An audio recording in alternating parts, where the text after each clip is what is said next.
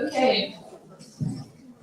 Hello, everyone. Good morning, and thank you so much for joining us here and online for the third day of the International Youth Conference. My name is Jaya Berry. I'm a first-year student at UCLA studying International Development Studies. I'm also a Program and Impact Associate with IYC. Yesterday's sessions were so filled with inspiring speeches and messages from several incredible speakers and panelists. Would anyone like to share some of their highlights?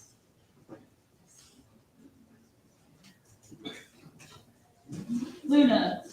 I loved the networking section. Yes. It was a great way to build our skills and learn how to better communicate with each other to foster partners. Absolutely. We're so grateful for Dr. Van Dam for putting that on for us. Anyone else? Eliza. I liked the group work portion with the panel about how we did it as friends. I thought it was a great way to get our hands on and meet new people. Yes, absolutely. Yeah, some of my highlights were hearing Dr. Michael Postel and David. There it is. Muted. Technical difficulties. Yeah. Okay. Some of my highlights are hearing Michael Postel and David J. Carroll convey the importance of youth being at the center of change and development, and listening to industry experts talk about the benefits, but also the downsides for AI, because it's important to consider both sides, and they imparted such valuable tips on how to utilize it. And also, I really enjoyed collaborating with you wonderful attendees to solve problems relevant to our societies through a novel lens and to maximize our impact, starting with individual actions. So, some general announcements for today. Please make sure, if you have not already, to check in at the table back there. You need to check in every single day to make sure you are confirmed as having attended the day. Additionally, we have a lost and found item. There's a black sweater that was left here yesterday. I believe that will also be at the table out front.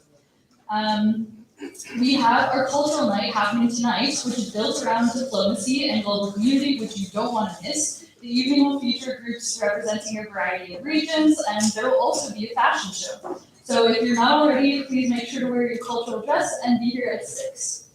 So we will now be moving into our first keynote speech of the day, given by Honorary Consul General of Guinea, Jordan Garcia, who specializes in diplomatic and political initiatives, as well as consulting and aligning business goals with the unique opportunities and challenges in Africa, particularly in sectors like infrastructure, energy, and natural resources. It's now my great honor to invite Jordan Garcia to share his opening keynote. Thank you.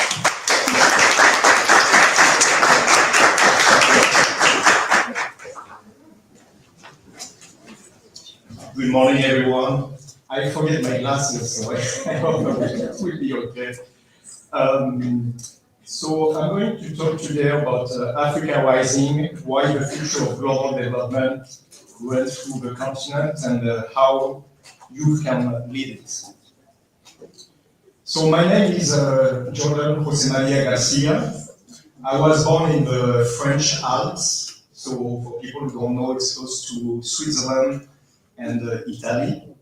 It's a beautiful place if you love skiing and hiking.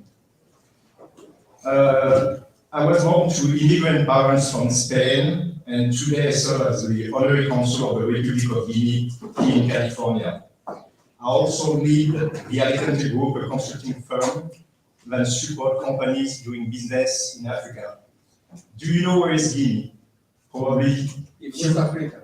From Guinea. West Africa. Exactly. Yeah. So I have a joke at the consular corps, because many people don't know where is Guinea. There's too many Guineas. There is Guinea, Equatorial Guinea, Papua New Guinea. So the joke is this one. If you look at my head, let's go, it looks like Africa. South Africa here, Morocco is here, the whole of Africa, and here you have West Africa. So you have Senegal, Mali, Sierra Leone, Liberia, and Guinea is just here. So now you will remember where is Guinea.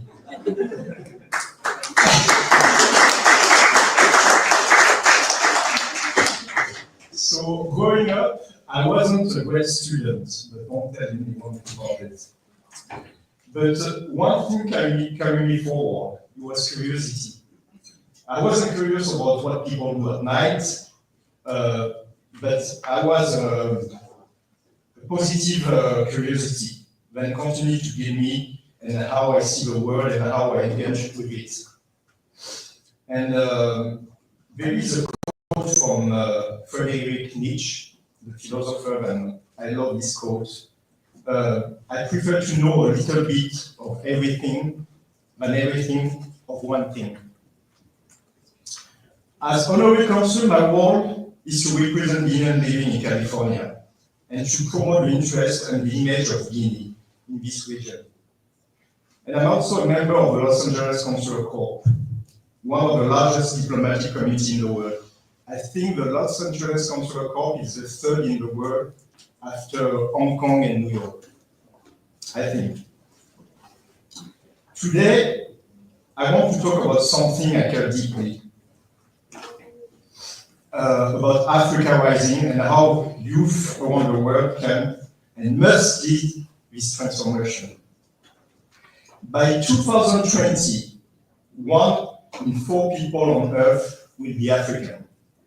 The continent's population is projected to reach 2.5 billion, with the youngest population globally.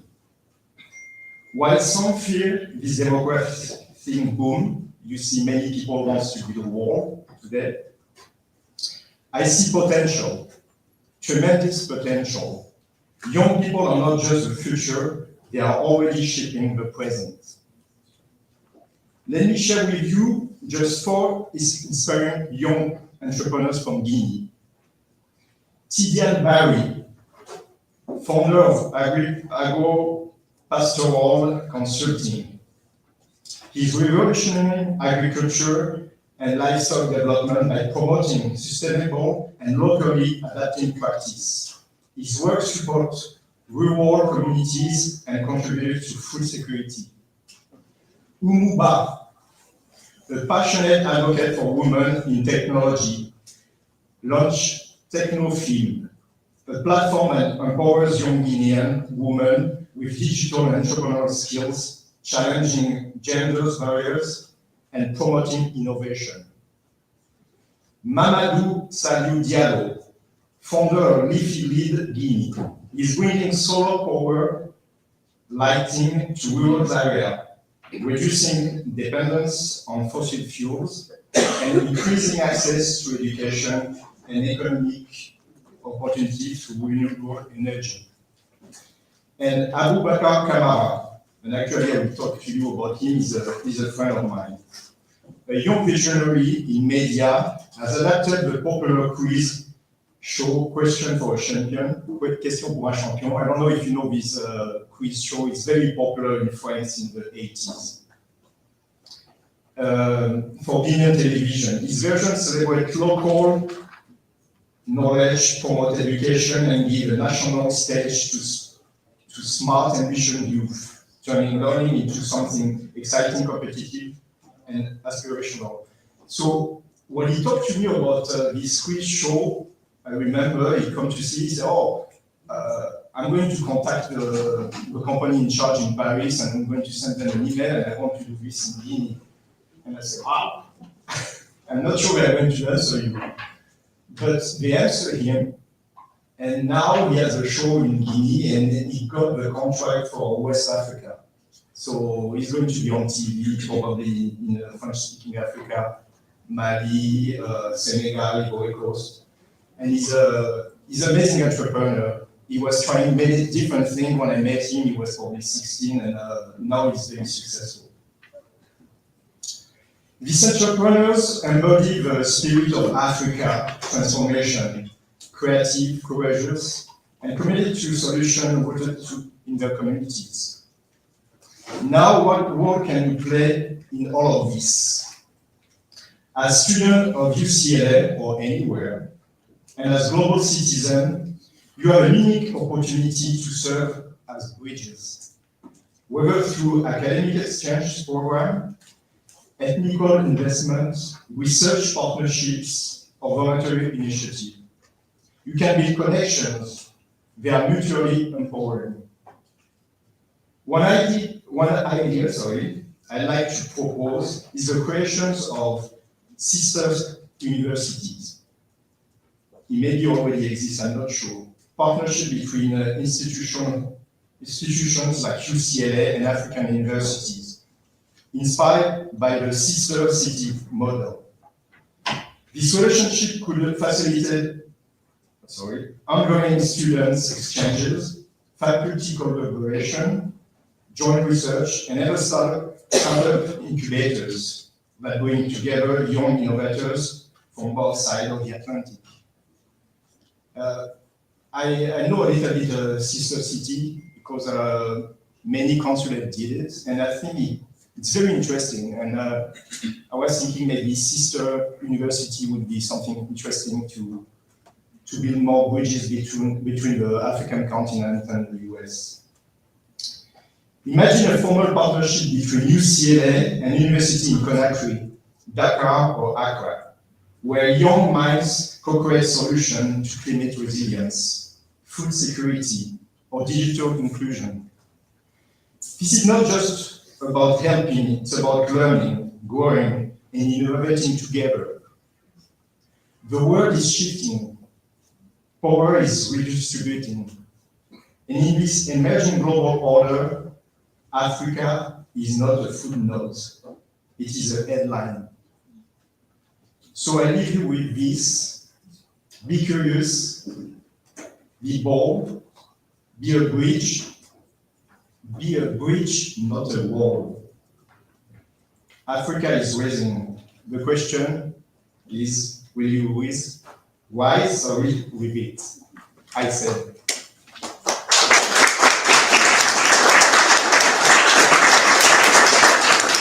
That needs to be short. That was great. Thank you so much.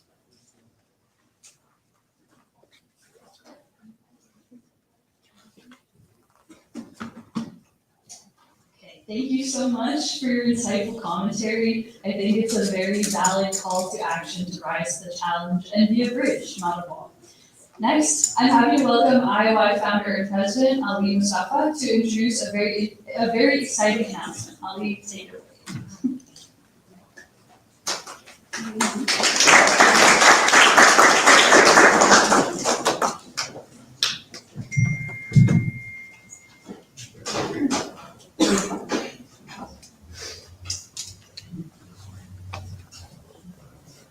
Good morning, everyone. I hope you're having a good day today and good morning so far, and you will, I'm pretty much sure, will have a really good learning day today. So I'm here in front of you to make an important announcement, and you will hear from the fantastic young people from our team. We are actually launching our new platform called the Council for Future Generations, which we have been talking about since last few days. We have been working past few months on that. And today is the day when we are going to launch it. So the Council of Future Generation is a council that consists of the young people aged 14 to 19. And we are going to engage them. Our organization usually work with or engage young people 18 and above. But now it's about time that we are going to start working and engaging people who are at the age of 14 to 19, and we are going to actively engage them into the policy-making spaces wherever we are, especially at the United Nations. Not just that, the Council will also guide the direction of the organization for years to come on what our policies should be, what our priorities of topics should be, and what our communication would look like. So I'm not going to take a lot of time, and I would like to introduce you our team fellows who are going to lead the Council of the Future Generation. Penelope Oliver is she's one of the co-chairs. She's not present here today because of her health, but I would like to introduce you Chris Borgen, Leah Chang, and Eliza Nicolation, who are going to tell you further about the Council, and they are going to be the leaders of the Council as well.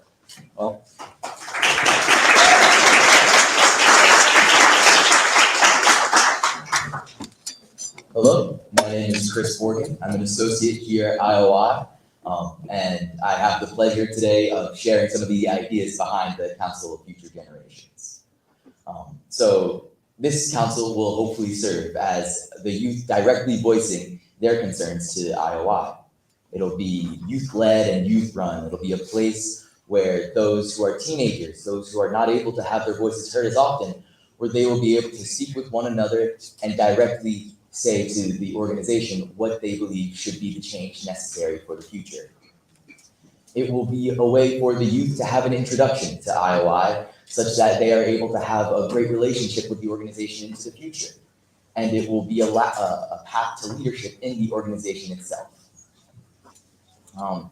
The beauty of the council is that it is constantly evolving. As Ali mentioned, it's only for those aged 14 to 19, which creates a revolving door of those who will be within it. And now that term of a revolving door is something that people often use as a negative sign of something. But in this case, it is the beauty behind the council. All too often, youth voices are not able to properly be heard because it is those who are not actually youth who are speaking for them. But having this constantly changing council will ensure that it is always those who are the youth, those aged 14 through 19, who are having their voices heard. It will constantly give new generations the opportunity to be able to voice their concerns on policy decisions and on the future of IOI. This organization will ensure that there are youth perspectives heard across the International Organization of Youth. From organizational strategies to content creation to global initiatives, all of these will be sourced from the youth on this council. They will also participate in policy discussions in the UN system, a vital skill for their future if they want to go into diplomacy. So from top to bottom, IOI will have input from the youth. And now this is necessary not just for IOI being a youth-centered organization, but it's necessary for the future of the world as a whole, such that the leaders for the future are able to have as much training and as much practice in these roles that they will have to fill. The group will feature both policy dialogues and multilateral forums. And these are opportunities that are rare for youth, but opportunities that they should have. I must ask you, how many 15-year-olds do you know that are taking part in policy advocacy? Now, I'm sure you know some, but surely not enough. Now, this will give participants the opportunity to get a look at the professional world earlier than many others are able to, and it will give the professional world a much-needed look at what the opinions of the youth are. The council will shape youth-centered policies, as well as work for sustainable and inclusive global programs for the future. Now, going on, I'll pass the mic off to my colleagues here so that they can get into more of the details of the program. Thank you.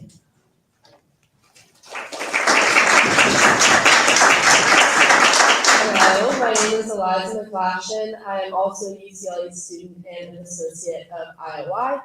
And I will just be going through some overall objectives of the council and some more specific priorities that we want to focus on going forward with the Council of Future Generations. So our first objective is youth representation and policy engagement. So naturally, as a youth-focused organization, an IOI that's really focused on youth empowerment and bringing youth into these policymaking spaces and into conferences like this, it's really important that we're hitting specific quotas of how many actual youth are in the room when we are engaging in these policymaking spaces and how many youth voices are actually being heard. So the Council of Future Generations will serve as a great body that IOI can call to when they need more youth voices to be heard, when they need youth perspectives and youth opinions to be voiced when they are making these policies. And especially with the policy papers that we are going to be focusing on after the conference, based on the conversations that we are having here this weekend, it's really important that we engage youth voices in those. So this council will be super fundamental in having youth be heard in those policymaking spaces. Our second objective is leadership development and skills building. So it's like Chris was mentioning, it's very rare for people aged 14 to 19 to be able to build the skills up throughout this time so that when they are in those older years of the council or even in their future and they get into spaces where they can have a more official role either in IOI or in diplomacy and work at UN, whatever it may be for you specifically, they have these skills developed so that they are prepared to jump right into these roles, and it's not there's often like a common joke, like you have to have 10 years experience or entry level role, and this is kind of giving them their 10 years of experience before they jump right into their entry level role, so they have like a skill background before they're in a role where they need to call upon these, and they're not just pushed off into the deep end, if you will. So this is a great opportunity that not many youth get to have, where they get to have these diplomacy skills developed from age 14, which is extremely young. So yeah. And then our third objective is content creation and strategic communication. So it's clear we are all aware that youth play a huge role in driving transport on social media, and they're obviously a huge part of the social media following. And we currently, run an IYC Instagram. Leah here does amazing work for the Instagram, so shout out to her. But the youth, yeah. She deserves her flowers. But the youth are a huge part of the following on social media, and they, like I said, drive the trends forward. So it's super important that not only we call on them to advise IOI on how they can better tailor their content to engage youth and just to engage social media as a whole, but also to tailor it to specifically youth, so that when we hold conferences like this and other events, we can bring more youth into the space and really engage them in a way that feels natural to them on social media, where a lot of them are eagerly there to be engaged and they're looking on social media, or they're looking to social media to get these kind of opportunities. Our fourth objective is onboarding and engagement. So as Chris mentioned earlier, this council will be a great way to give youth a pathway to higher positions in IOI and to become one of the core members of leadership in IOI. So these skills that we are developing, especially through peer mentoring sessions, other kind of mentoring from the leaders of IOI, those would be really great skill developing workshops for these youth to then be able to, in the older years of the council, 18, 19, those times, and then beyond that, really have a more core role in IOI now that they have this experience and have been voicing their voice in the organization for years now, that they can be a solidified part of the organization. And our fifth and final objective is project development and execution. So obviously we want this council, like we want IOI, to be making real concrete change in this world. And the way that we do that is through making policy, through engaging in real discussions that then we implement projects based on those discussions. And we heard a wonderful impact presentation from May and Kevin earlier in this conference, shout out to them as well. But we like to really focus on the impact of conferences like these and other projects that we do at IOI. So we look to mirror that in the Council of Future Generations, where we are really tracking the projects that we implement, making sure that they get implemented and are executed correctly with the input from the youth voices in the council. And then beyond that, we're tracking the impact to make sure that it's making real change and adjusting it as need be based on the impact reports that we get. So I will now pass the mic off to Leah. Those were our objectives, and she will give you some more logistics. Hi everyone, my name is Leah. I'm a director and the social media coordinator here at the International Organization of Youth. I'm a first year student at the University of Toronto. So as the odd one out, as the non-student of UCLA, I get to tell you all the wonderful logistical information about the Council of Future Generations. So our membership structure is split into 3 different distinct roles. So we'll have co-chairs who lead and govern the council, and they ensure that what the council is doing is in alignment with IOI's fundamental mission. So they'll give teenagers and members of the councils opportunities to lead policy discussions and decide the way that IOI goes forward. And then we have the most important people of the council, our core members, who will be aged 14 to 19. They'll participate in activities, discussions, projects, and really giving teens and young people the ability to discuss policies and really put into forward the tangible policies and practices that they want to see from the issues and challenges they face every day. And lastly, our mentors from the International Organization of Youth, who are aged 21 to 35, will provide guidance and support for council members so they can really put tangibly the efforts and ideas that they want to put forward in IOI. So the way that the council will work is that they'll meet bi-weekly to discuss priorities, projects, policies that they want to see within IOI, and they'll follow a structured agenda that's led by the co-chairs. But what really sets the Council of Future Generations apart from many other youth advisory councils is that it's not simply an honorary role or something where young people are simply talking to each other. But what we want to see is members actually giving us tangible actions that we can implement, not only in the International Organization of Youth, but also in the United Nations and other international and multilateral systems abroad. And eventually, we're looking for our council members as they go on to graduate from this age cohort to become more actively involved in IOI in a leadership position and organizing conferences and events like we do. So as you can see out there, we do have a QR code. If you're between the ages of 14 to 19, please go ahead and apply now. If you aren't, contact me and I'll get another way for you to get involved and learn more about the organization. But we really encourage you, especially young people within this cohort, to get involved in IOI, not only for our own organization, but for the sake of multilateral organizations and international organizations beyond IOI. So this will also be posted on our social media pages and abroad if you're not able to get it now. And do we have any wrapping up thoughts? Okay, perfect. Thank you all so much for listening. We're so excited about the launch of this incredible initiative, and I'm going to hand it back off to Jaya to take us forward.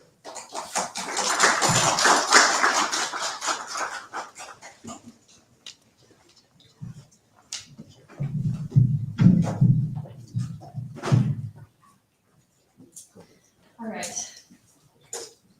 Thank you, Leah, Eliza, and Chris. The Council of Future Generations is a fantastic opportunity for youth to be integrated into global conversations and make change. I'm so excited to see the change in dialogue that stems from it, and we encourage all young people, 14 to 19, to apply.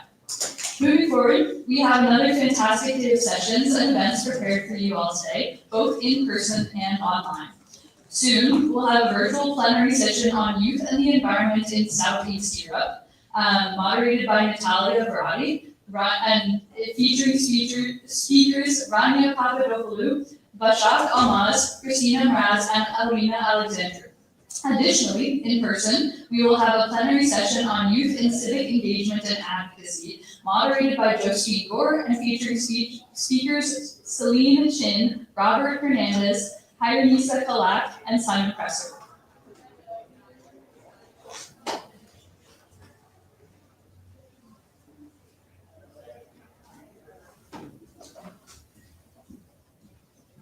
Just one moment, everyone. We are coordinating the session. Thank you.